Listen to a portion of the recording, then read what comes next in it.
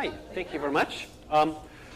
First of all, even though I have a mic, I don't think it's really amplified well. I have a very weak voice. If I need to speak up, just wave to me and already? Okay, boy, that'll be a challenge. Can you hear me? So there's no amplification through the mic. I hope at least the video stream can hear me. Yes, hi there. I'd like to give a small talk about a small project I'm involved in since July 2015 called openATTIC. Let me dive right in. I have probably way too much slides for the time I have. Let's see how far we can come. So basically, what does openATTIC do? What was the vision behind it? It started about 6 years ago by now. It started as so many other open source projects with somebody had to scratch his own itch because there was a problem that they needed a solution for, so they thought, well, we can do this by ourselves, let's go with it. In this case, the situation was that the company IT Novum, where openATTIC evolved from, they were a spin-off of another company. We're doing data center operations for them, and they needed storage. So as you probably are aware, nowadays storage exceeds the boundaries of hardware much faster than people can shove hard disks in. Data growth everywhere. And they needed to replace a number of proprietary storage systems and were quite surprised by the price tags by the quotes that they received. So they thought, why can't we do this differently? And if you look at it, a Linux distribution nowadays gives you everything you need to set up a fully fledged storage system. You just buy cheap commodity hardware, shove in lots of hard disks, and you have a server that fulfills most of the common needs. So the idea was, okay, Linux by itself is good, it has everything, but you need something on top that makes it a bit more approachable, easier to manage and unified, because in many cases you have administrators that might be familiar with using a UI, but they are not that familiar on the command line. So openATTIC's vision really was to give a more friendly user interface and a unified experience to managing all kinds of storage. Storage here meaning both what is usually called NAS storage, so file-based like Samba or NFS, but also block-based storage protocols, particularly iSCSI would be an example here. And later on, during the life cycle of openATTIC, they also realized that single server instances or even multi-node configurations can't keep up with the storage requirements. And the developers looked around and figured out that Ceph might be quite a nice alternative here, which is a distributed storage system in which you not just have a single server where you add more disks, but you simply throw in more servers or even complete racks if you need more storage. And Ceph pretty much organizes itself to make use of the storage to ensure the redundancy and make sure it scales along with the hardware that you give it to him. So it started as an in-house project and later became an open source product, I would call it. The idea behind it was that there was an enterprise version and a community version, and that the company would then sell licenses with added support and other value on top to monetize on the software. Interestingly, that didn't really work out. So when I joined the company in July 2015, we made a number of drastic changes to how openATTIC was governed and managed and run as a project. Before that, basically the developers all worked in-house at the company, and the development took place, like with many proprietary products, very internally faced, and every once in a while they released their community version, but there wasn't really a community around it, so there wasn't an infrastructure that was inviting for users to come and work with the project.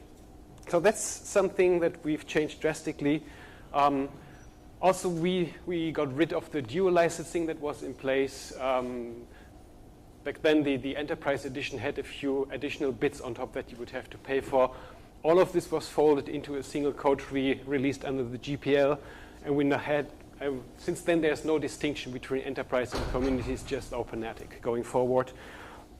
We also got rid of the requirement for contributors signing a contributor license agreement. So similar to Ceph, basically if you contribute to openATTIC, all we require is that you add a sign-off line to your commit message, similar to how the Linux kernel and many other open source projects do it nowadays. So the bar for contributing code is much lower nowadays, and that was really noticeable by by just the amount and the growth of the community that we've seen since then. We also opened up a lot of other things that used to be internal. Most popular, of course, is the bug tracker. We are based on Atlassian Jira. We now have a publicly hosted Jira instance that's fully open, so you can really see all the issues, all roadmap planning, everything is transparent and open. You can leave comments, you can vote on it, you can submit bug reports like you would expect from any other open source project. We also changed the way of how we work on the code. We now make much more use of different code branches. We have established a process for performing pull requests and doing commenting on them. These were all things that were quite new to the openATTIC developers, so we learned as we go along, and it's a process that now basically there's no difference if you are paid for working on openATTIC or if you are a community contributor. It's all going through the same procedures, same requirements, and same expectations. We also switched the release model. Nowadays, we try to come up with a new openATTIC release at least once per month, roughly every 4 to 5 weeks. And we have nightly builds if you're curious. So if you are looking for testing a new feature that has just been committed and you don't want to wait for the next release, just take a nightly build. With regards to feature developments, we have kind of like a train model. So basically, people work in parallel on features, and once they're ready and they've passed the review and have passed all the tests, then they will be merged into the development branch that will eventually become the next release. But if a developer doesn't make it in time, since we are on a monthly cycle, there's not just a really long period before he has another opportunity to get his stuff merged in. So that really helped accelerating the whole development process and making changes to the project. Also, in the beginning, many different components were managed in separate code repositories. So like the documentation was in one repo, tests were in another one, and integrating them and getting them aligned was always a bit of a challenge. So we simply lumped all of these repos together into one single repo, which now means that you could basically now can work on a feature, write the documentation, create the tests, and have them all in a single branch and commit and merge them at the same time. So it's much more easy to keep track and keep the stuff synchronized. A few key aspects of openATTIC. We are well aware that we're not alone, especially when it comes to storage management. There are quite a number of projects out there that do similar things that we do. So we try to come up with a few cornerstones of what we would like to focus on. Primarily, the goal is storage management, and storage management only. You see many projects that start also doing things like managing containers or plugins. So they are sometimes more aimed at home users that want to have an appliance somewhere in the corner that isn't just a file server, but maybe also an own cloud instance or provides a BitTorrent server or what have not. This is currently fully out of scope. So we really focus just on managing your storage and exposing it through various protocols, and that's it. Ceph support is something that we've added recently that's quite noticeable. Of course, we are fully GPL v2, no arbitrary functional restrictions. So there are a lot of free storage management systems that you can download and use, but they apply some form of limitation on you. For example, for the amount of data that you can store in it or the amount of concurrent users or what have not. And if you reach that limit, you all of a sudden need to buy a license or pay for getting over that barrier. That's not the case with openATTIC. You are free to do with it whatever you want in what sizes you want to use it. We're based on standard Linux tools. As I said, most distributions provide all the frameworks and tools that you need to set up such a system by default. It's just a matter of orchestrating them and making them more accessible to the user, and that's the part that we're taking on. We try hard to support multiple Linux distributions. Originally, openATTIC came from the Debian corner, so we started with Debian, added Ubuntu later on. Since about 2 years ago, we started adding RPMs for CentOS and Enterprise Linux. We added SUSE as well. And this gives us an opportunity compared to some other storage management systems that sometimes are based on non-Linux operating systems. One key concern that sometimes comes up here is hardware support, that Most vendors have pretty solid support when it comes to providing Linux drivers in the server space, but if you're getting into non-Linux but Unixy operating systems, the driver situation can sometimes be a bit more challenging. So that usually helps us to get adoption. We don't enforce a choice of Linux distribution on you. You can basically use what you feel familiar with as the base platform and can put openATTIC on top. Okay, what can we do so far? What's the functionality of openATTIC like? So basically, the technology consists of two separate components. The most noticeable one is the web UI. That is what you see. With openATTIC version 2.0 that started about 2.5 years ago, we switched from an Next.js-based to an AngularJS-based web front end. So we use JavaScript libraries to make the UI visually appealing and easy to use. The back end is the other component, which has a RESTful API. That's also a new addition in version 2 that we're working on. The former version 1.x was using XML RPC. So the RESTful API makes it a bit more easier to talk to with the back end. And the web end front end only uses the REST API. So everything that you can accomplish by the web interface can also be accomplished by calling REST API calls. And with regards to storage, we provide the usual suspects in its simplest form and where openATTIC comes from, that you have group these hard disks with the logical volume manager LVM into a storage pool. We also support the ZFS file system or the ButterFS file system if you prefer.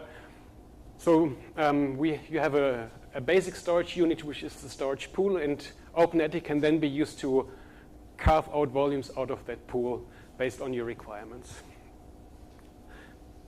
We support a number of file systems. As I said, ZFS is one of the file systems we support, ButterFS for other use cases. So you can really choose how to configure your storage for the workload at hand that you want to serve. We are in the process of adding support for DRBD, the distributed replicated block device. So in a multi-node setup where you have, let's say, 2 openATTIC instances, you can configure that a volume that you create on the one node will be replicated synchronously to the second node for redundancy purposes. The backend support has been in place for quite a while already, and we're now in the final stretch of finishing the UI parts of that as well.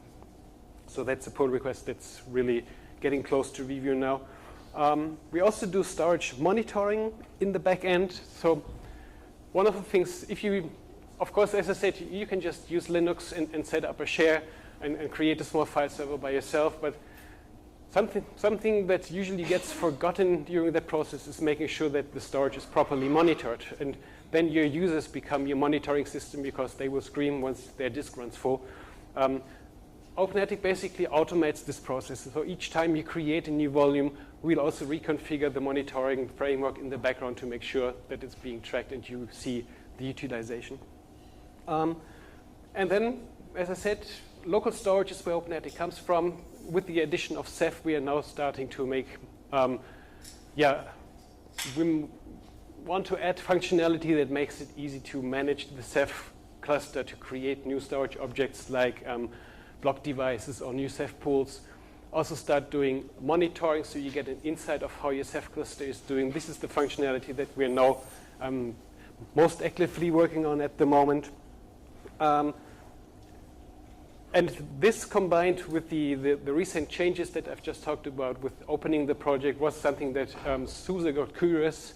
And we had a development partnership with SUSE for the entire last year, basically. So we worked together with SUSE developers on advancing the Ceph functionality. And in November, SUSE agreed on acquiring the team and the project from IT Novum. We're now part of SUSE since then. But this doesn't really mean that we will now ditch support for all the other distributions. There are no intentions to change how the project is being run and governed. So components, as I said, we have on the one hand, the back end. As you can see, we're using pretty boring technology here, bread and butter stuff. This is by intention because since we need to support multiple distributions, we need to figure out, okay, what's the common toolset that we can use? If you start making choices that are not available in all on any of the distributions, it will be difficult to support it over there. So the openATTIC backend is written in Django. It's a Python application. Usually Django is used as an application server for, let's say web shops or something like that. But it turns out that the whole way how Django organizes data and how it's structured with Django models makes it a very suitable framework for something like a storage management system as well. And basically, Django is the abstraction layer, and underneath we are calling the regular Linux tools that an administrator will also use. So for example, if you create a new volume, we are calling VG create or LV create, MKFS, all the steps that you as an administrator would have to perform step by step to come to the same goal are automated by openATTIC. For the monitoring, we currently are based on Nagios or Isinga and using PnP for Nagios for the graphs, which we are storing in RRD files. I have a picture about that. When it comes to Ceph, the current functionality is using librados, so basically the common API that is used to talk with the Ceph cluster to obtain information or to issue administrative commands. And we're now in the process of doing more than just talking to an existing Ceph cluster. We would like to be able to also set up and configure and manage a cluster. And this is where Salt comes into place. Salt is a deployment and automation framework. And SUSE is also working on Ceph-specific management functionality based on Salt. That's a project called DeepSea. And there's a talk by Jan later on in this room at 3 p.m. if you want to learn more about it. The web frontend, as I said, AngularJS, Bootstrap, also pretty, well, in web developer terms, pretty boring stuff by now, but it gets the job done. And we are working on improving the functionality and adding more every day, basically. We also put a strong emphasis on testing. So each commit or each new functionality is supposed to be accompanied by a number of tests. We test on 3 different layers, basically. We have Python unit tests, where we use the Django unit test framework. The entire application is tested through a test suite that is named Gatling that we developed ourselves, in which it calls the REST API directly and automates the testing on that level. And we also have automated tests for the full web UI based on Protractor Jasmine, where you basically are remote controlling a web browser to simulate clicks on the UI and you check if the web UI gives you the expected results. That's the architecture from in a visual point of view. So you have the Django application in the middle. Some data is persisted in a Postgres database. If you want to set up a multi-node openATTIC system, the only thing that needs to be shared is the Postgres database. So if you have a second node, you connect them both to the same Postgres database, and then you can use one web UI of openATTIC to manage your 2 nodes together.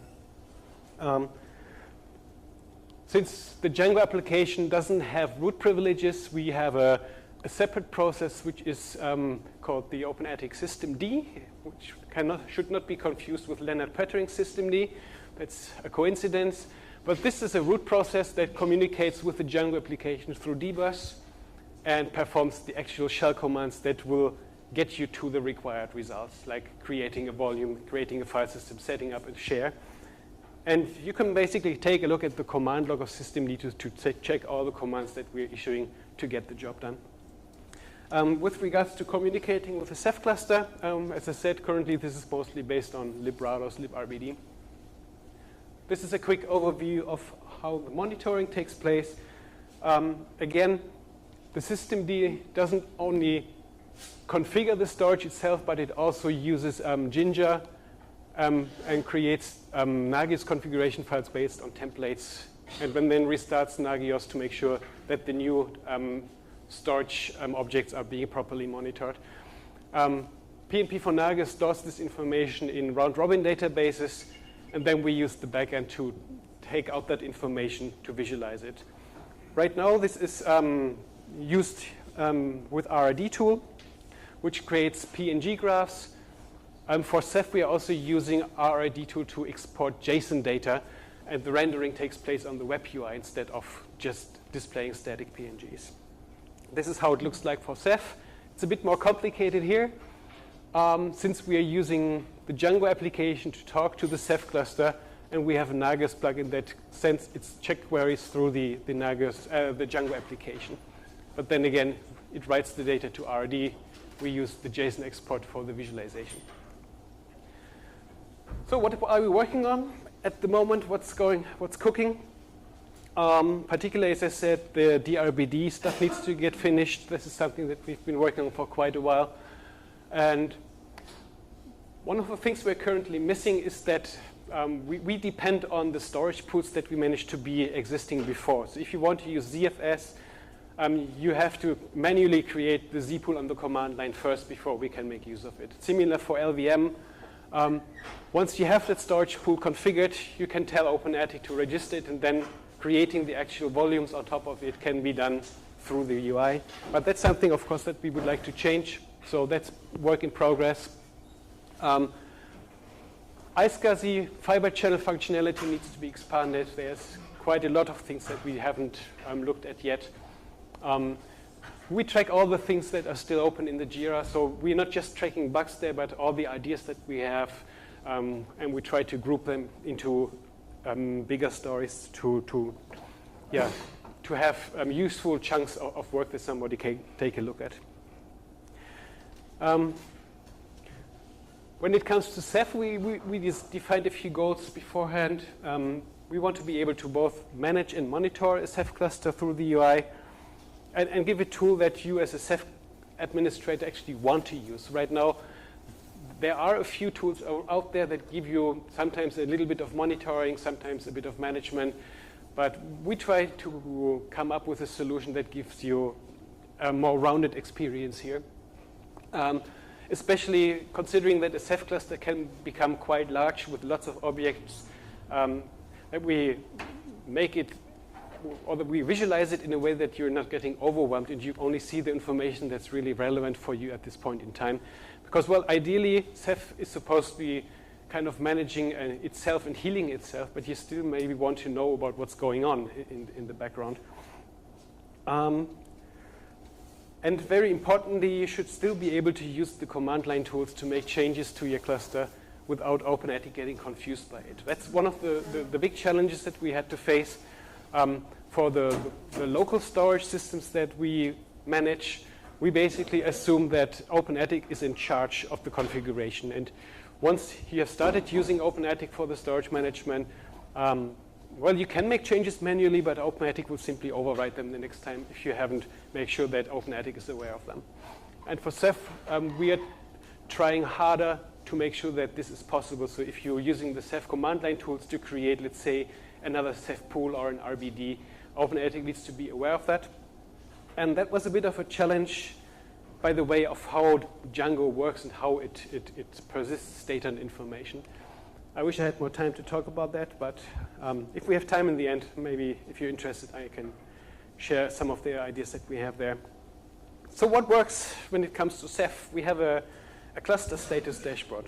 So you basically can see the overall cluster health, some of the performance indicators with graphs and everything. You can manage Ceph pools.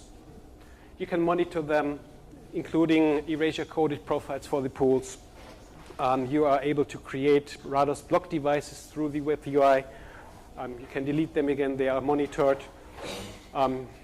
We also start looking into the infrastructure. So you have the OSD well, it's not management yet, but you can at least see all the OSDs that are in your cluster, in what state they are in. When you're using DeepC as the backend to configure a Ceph cluster, you also get an inventory list of all the nodes that your cluster consists of and which role they have.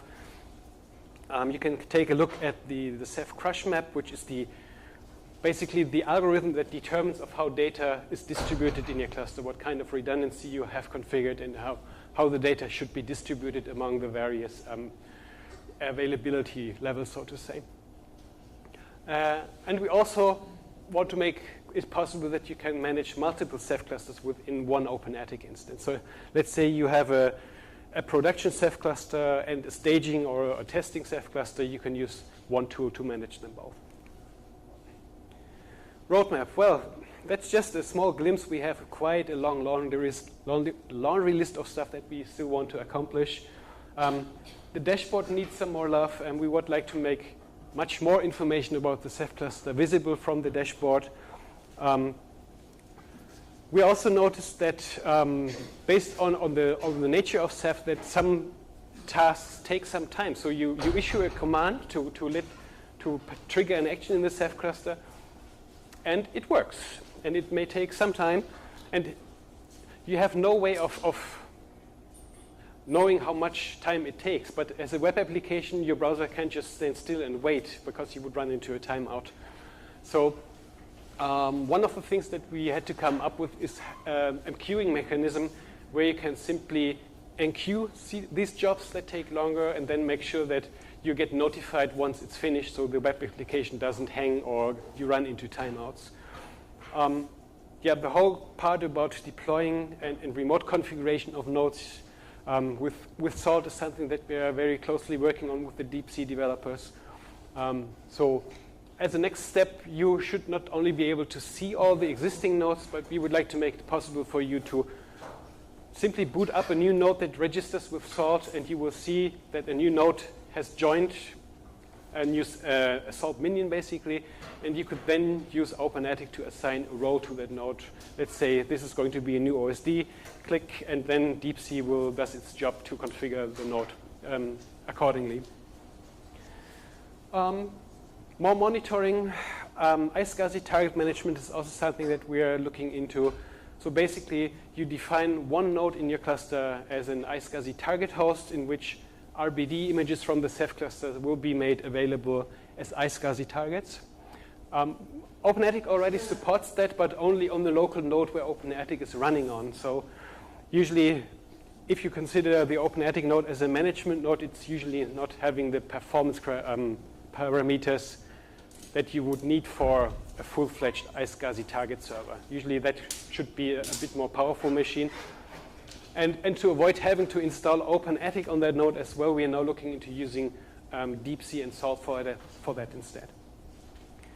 Yeah, Rados Gateway is another big construction site. The thing is that a Ceph cluster consists of several components, and they have their own way of how they are being managed. They have their own APIs of how you need to talk to them. In the case of Rados Gateway, for example, there's a Rados Gateway admin ops API, which you need to use to talk with the gateway for creating and managing the users and the buckets and so on. So we need to develop the interface on our end to establish that communication path. And the existing functionality, like the RBD management or the pool management, still needs a lot of more features that we're working on. And also, monitoring is one of the things that we need to expand. Right now, the expectation is that openATTIC and the Nagios instance runs on that node. In a distributed cluster like Ceph, this is not going to scale, so we are looking for a more lightweight approach.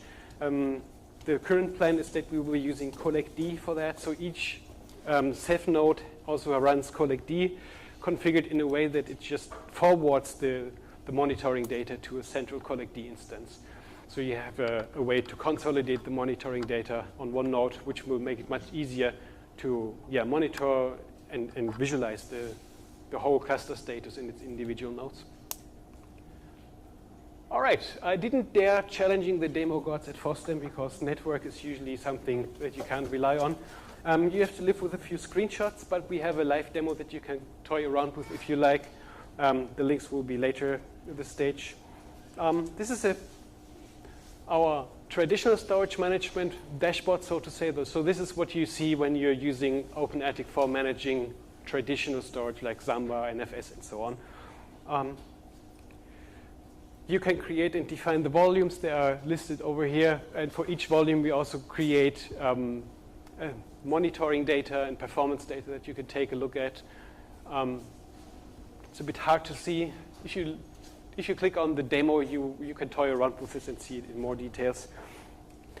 One of the things that is quite interesting and is pretty unique, I haven't seen it in any other applications so far, is what we call our API recorder.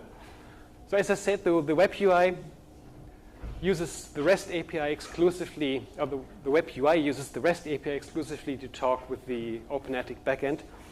And sometimes you don't want to use the UI, but you want to automate a certain task in a script or something through the openATTIC REST API. So instead of having to look up the documentation for the API, you basically enable the API recorder in the UI, and you click through the task that you want to accomplish once, and then you stop the API recorder, and it will automatically create a small Python script snippet that basically includes all the REST API calls that you have performed. So you can use these as a snippet or a template to embed in your application to get the same, or to repeat this particular task. This is the Ceph cluster dashboard. As you can see, we're using a different graphing engine here. This way we are extracting the data from the round-robin database through JSON and then use JavaScript libraries to visualize it, which makes it much easier and much more dynamic to work with the data on the UI. The dashboard is fully configurable, so you can resize and rearrange those widgets. You can have multiple dashboards, and they are stored with your user profile. So if another administrator logs in, he can set up a dashboard by his means and doesn't have to take over what you have configured, basically. You can also mix UI elements from both the traditional side or the Ceph cluster side. Or if you have multiple Ceph clusters, you could create one dashboard that shows you the overall view for both clusters in one page. So you can really tweak it to your liking. Ceph pull list. As you see, we are always using the same UI elements with the data table on top and then the graphs underneath. One thing that I have on my wish list is that I would like to make it possible that these graphs that currently belong to a certain Ceph pool could also be taken and pinned onto the front dashboard. So if you have a certain pool that you want to monitor more closely, it should be possible to drag it on the front dashboard and make it visible there. Yeah, Ceph pool creation, some of the features that we support here, boring. I'll skip all that. RBD, these are the block device lists. Now, I think the pull request is almost done, that you will also see the utilization of the RBDs here. Thank you. OSD, yep, it's repeating. As I said, screenshots are not as exciting as a live demo, but my past experiences at FOSDEM was that the network usually works by the time you're about to head home. So, that's the crush map editor, as I said. Basically, you see a visualization of the topology, and you're able to drag nodes around, and you can add new nodes, change the properties here. And with that, I'm already at my link list. These are some of the resources that you can take a look on. We have a Google group for discussion that serves as our mailing list / forum if you want to get in touch. We are on #openATTIC on Freenode as well, so come over there if you have questions and suggestions. Most of the discussion really happens on Bitbucket and in the form of the pull requests. There's a lot of communication between the developers working on the code. And then, of course, on our bug tracker. So, yeah, these are the key resources to get in touch with us first. And with that, I'm a bit ahead of my time. Amazing. So if you have questions, we still have time for that. I know, it's after lunch. Okay, there's a question. When is software ever ready? When is software ever ready? No, openATTIC 2.0 is out, and based on all the testing that we do, we are pretty confident that each release that we publish is safe to use. The good thing about openATTIC, especially if you use it for traditional storage management, even though if openATTIC crashes, the actual serving of data is performed by other subsystems of your operating system, like the Samba server, like kernel NFS. We are not really in the path of serving the data to the user. So even if openATTIC has a problem and crashes, which doesn't really happen that often, we are not messing with your data directly, unless you really accidentally delete something like that or so. But we are still, of course, in the process of adding more functionality with each release. As I said, we have the train model. So what we have out right now is ready to use and can be used with confidence.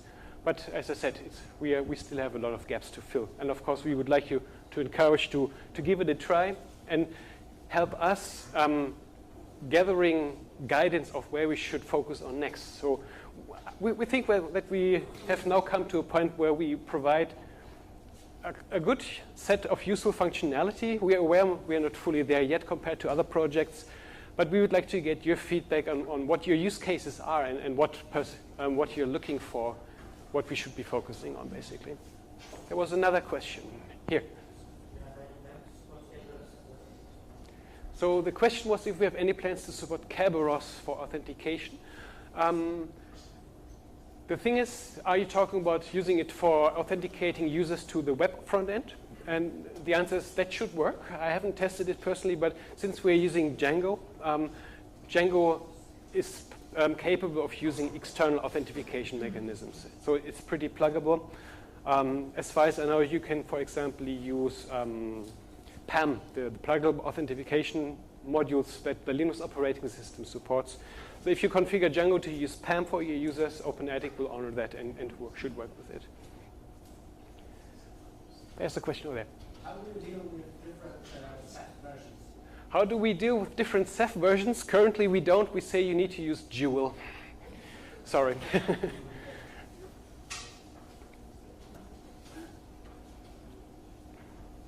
No further questions? Last chance?